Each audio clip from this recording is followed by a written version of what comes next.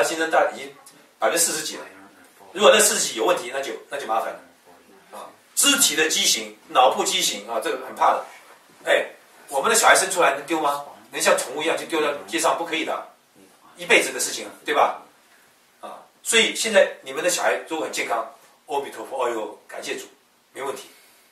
但是你的下一代要生小孩，你又是赌博了，多可怕！要不要赌啊？别赌，好好补充这个东西啊。血液要畅通，卵磷脂也可以打通啊。那鱼油的部分啊，现在比较少有这种人。鱼油有些时候纤维跟鱼油有些时候会要求你医生来决定，因为怀孕的时候需要大量的脂肪保护胎儿。如果你本身是那种骨瘦如柴的怀了孕的，你就不能吃鱼油，懂意思吧？哎，好，纤维也不能吃太多，会把你的脂肪给代谢掉。啊，再来就是深海鱼油这几样啊，怀孕很重要。当然还有是蛋白粉，对吗？跟大宝贝利健，这都需要的。啊，血液畅通那些东西都很需要啊。OK， 再来护眼三宝啊。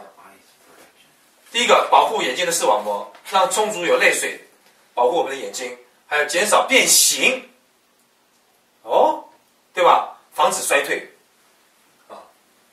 第一个，深海鱼油保护视网膜，胡萝卜素充足的泪水啊，这个越橘蓝莓防止衰退，它减少变形用什么东西吃？各位知道吗？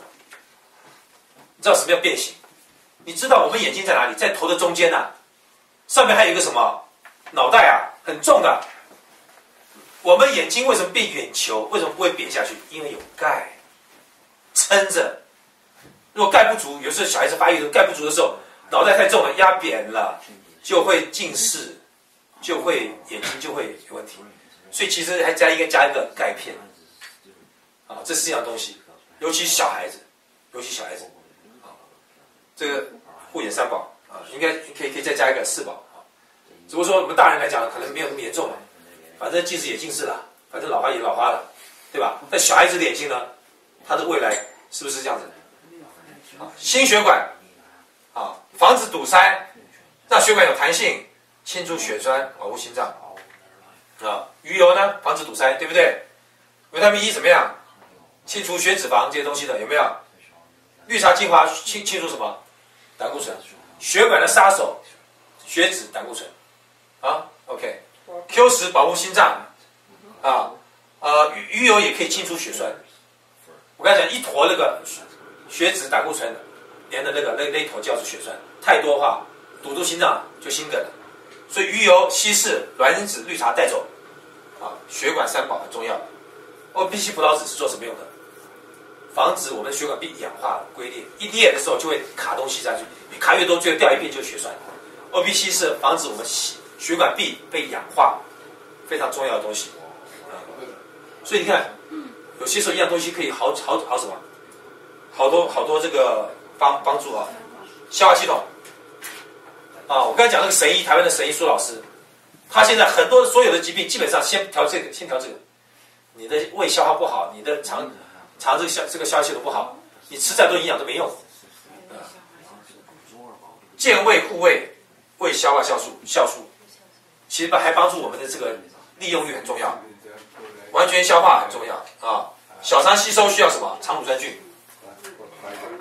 所以有些瘦巴巴的小孩子吃的也不少，怎么老是吃不壮呢？营养吸收根本就很难的，他的肠有问题，小肠这个要给他加量。有些这个很多这个什么皮肤过敏啊、湿疹啊什么东西的，这也是其中帮助的一个东西。纤维引包帮助我们的肠，帮助我们的胃清洁纤维。啊，记得饭前吃，别饭后吃，还要配水，配甜的就甜的，配咸的就咸的，放汤里就咸的，它完全没味道。配白开水就没味道了。还有一个胡萝卜素，是不是谁知道胡萝卜素对胃肠有什么帮助？胃黏膜是很重要，肠是不是也要黏膜？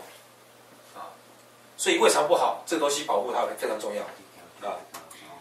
关节疼痛啊，黏膜要增加，软骨要修复，韧带也要修复，血通就会不痛啊。膜的一些保护啊，所以胡萝卜素非常重要。第一个是胡萝卜素，增加关节的黏膜第二个维骨素，修复软骨，但是光维骨素不行哦，一定要蛋白质粉哦，protein powder 加上这个 glucosamine 它才会修复软骨第三个深海鱼油打通我们的血管让营养送到过去，而且通才不痛。来讲血液不通，我们的关节膜受伤了就发炎，发炎以后旁边的韧带也就什么发炎，一发炎之后呢，血液就不通了，一不通就会酸痛那个关节不舒服的，这样就明白了。所以你要教你小孩为什么这样子，吃不吃扭出来无所谓，你想吃化学的你吃化学你想吃天然的扭出来，跟着老爸OK， 再来钙。好，我跟你讲韧带。韧带都需要钙才，我们这手能收缩没有钙是收缩不了的，打不弯的，打不直的所以关节出问题，钙很需要 ，OK 而且我们的软骨也需要钙。再来就是铁基叶酸，哎呀，铁基叶酸跟我们关节有什么关系啊？记得一件事情，铁基叶酸，尤其里面的铁，可以帮助所有的蛋白质形成人需要的东西，比如说脑蛋白。肌肉蛋白，所以很多锻炼肌肉的都有加铁来吃，所以肠胃蛋白，关节上的一些蛋白质修复的都需要，所以铁严重的一定要加铁OK， 农场，我们很多人都说安利行不行啊？什么安利是有，安利是不是什么有毒的没毒的？专家都完全瞎说。安利4个最大农场，有机农场目前全世界最大。所有的那个营养品公司只有安利有农场，自己掌控它的东西4大农场中国奥运选手扭出来就是无毒，中国奥运选手使用的产品80年没放农药了